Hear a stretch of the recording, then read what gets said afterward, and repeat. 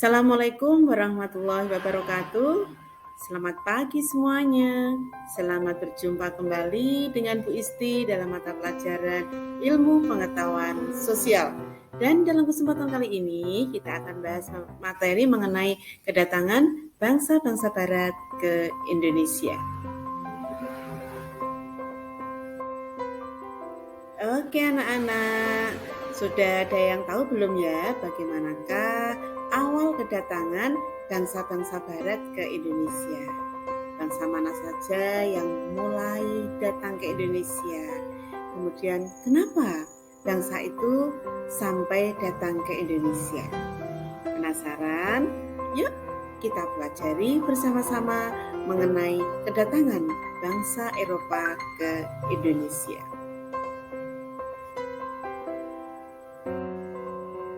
Adapun tujuan pembelajaran kami ini yaitu mengidentifikasikan tujuan bangsa Eropa datang ke Indonesia.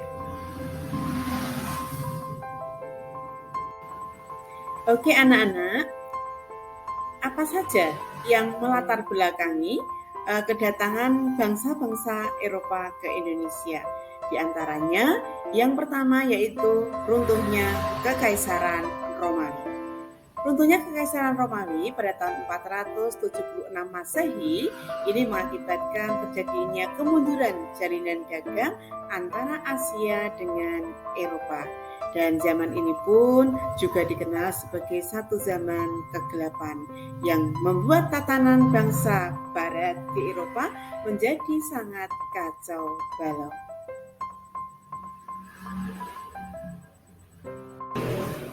Yang kedua yaitu terjadinya Perang Salib.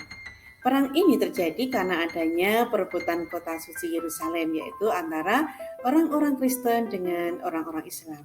Perang ini sendiri terjadi kurang lebih adalah 200 tahun yang terbagi dalam 7 periode perang, sehingga mengakibatkan jalur perdagangan Eropa dan Timur Tengah ini menjadi terputus.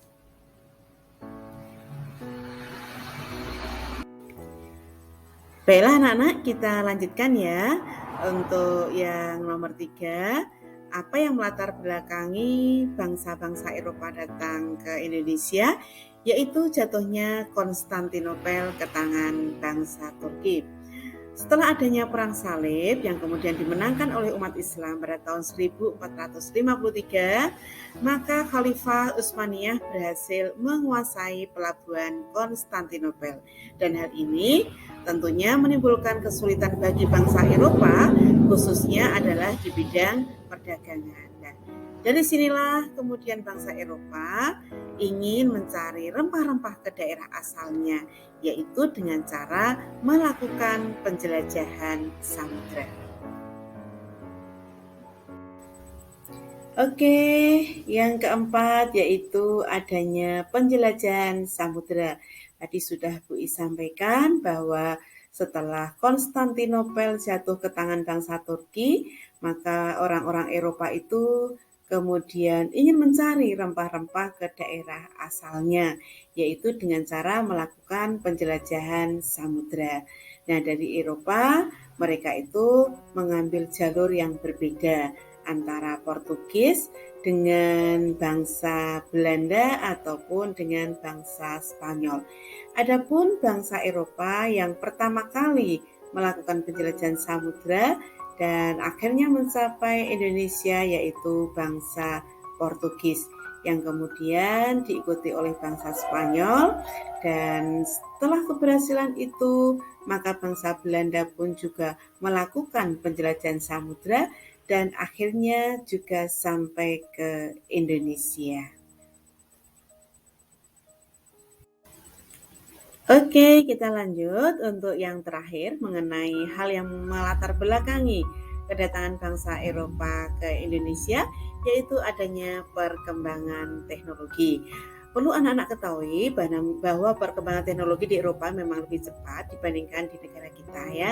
Di mana pada waktu itu juga adanya satu pendapat yang menyatakan bumi ini adalah bulat. Itu juga yang membulatkan tekad bangsa Eropa untuk melakukan penjelajahan samudera. Lebih-lebih saat itu juga sudah ditemukan adanya kompas, kemudian navigasi, mesiu, itu juga termasuk faktor yang mendorong bangsa Barat untuk melakukan penjelajahan samudera sehingga akhirnya mencapai wilayah Nusantara atau Indonesia kita tercinta. Nah, oke, sekarang kita lanjutkan. Jadi, bangsa Barat yang melakukan penjelajahan samudera di sini memiliki tujuan. Adapun tujuan kedatangan bangsa Barat yang pertama ini adalah dilandasi adanya keinginan yaitu untuk berdagang, kemudian menyalurkan jiwa penjelajahan dan juga menyebarkan agama. Di mana motivasi ini sering dikenal dengan semangat 3G, yaitu Goal, Glory, and Gospel. Goal yaitu mencari kekayaan, atau goal itu artinya adalah emas. Nah, emas yang di sini dimaksudkan adalah mencari kekayaan. Kekayaan apa yang dicari oleh bangsa Eropa? Yaitu berupa rempah-rempah seperti pala dan lain sebagainya. Nah, kenapa? Karena bagi bangsa Eropa saat itu harga pala adalah atau harga rempah-rempah itu sangat mahal atau sehingga ada ungkapan semahal emas, semahal pala. Seperti itu. Kemudian yang kedua yaitu adanya semangat glory atau mencari kejayaan. Di masyarakat Eropa di sana ada anggapan bangsa yang jaya adalah bangsa yang memiliki tanah jajahan. Karena itu dalam melakukan penjelajahan samudera, maka bangsa-bangsa Eropa ini pun juga melakukan penjajahan. Termasuk akhirnya mereka pun juga menjajah bangsa Indonesia. Kemudian yang ketiga yaitu gospel atau menyebarkan agama. Jadi dalam melakukan ekspedisi, maka mereka pun juga disertai dengan tokoh-tokoh agama yang nantinya akan menyebarkan agama di daerah yang mereka singgahi. Sehingga kenapa di Indonesia pun kemudian ada agama Kristen Katolik dan juga ada agama Nasrani. Nah, ini semua yang membawa adalah orang-orang Barat yang datang ke Indonesia yang memang memiliki tujuan yaitu diantaranya untuk menyebarkan agama. Baiklah anak-anak, demikian tadi pembelajaran kita pada pagi hari ini yaitu membahas mengenai kedatangan bangsa-bangsa Eropa ke Indonesia. Terima kasih atas perhatiannya. Selamat berjumpa kembali di materi yang berbeda. Tetap semangat dan jangan lupa jaga kesehatan. Dari Bu Is, cukupkan sekian. Bu Is akhiri. Assalamualaikum warahmatullahi wabarakatuh.